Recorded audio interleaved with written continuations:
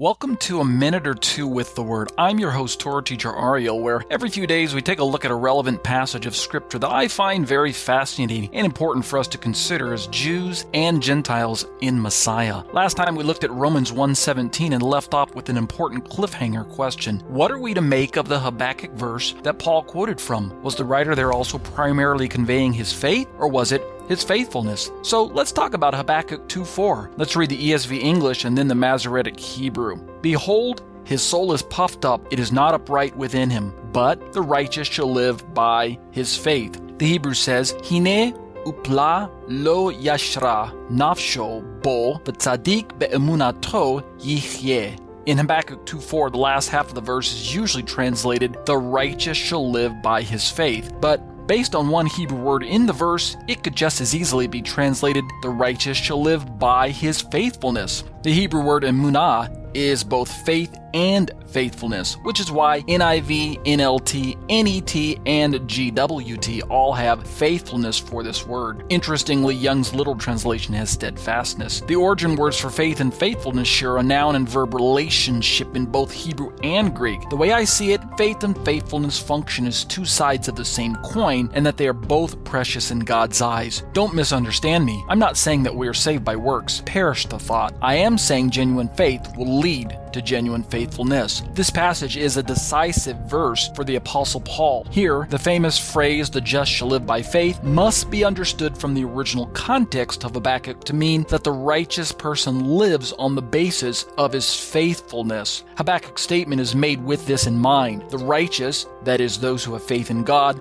will live, that is, be protected and sustained, by faith, that is, by demonstrating a faithful trust in God and His promises. It is this understanding of faith that Paul carries into the argument of Romans and is sustained throughout the book. So in closing, the righteous shall live by his faith does not simply mean he will claim to have faith but then do nothing about it. On the contrary, if he has genuine faith, then he will demonstrate genuine faithfulness to the God that he claims to have faith in. And in this faith and faithfulness, he shall indeed live.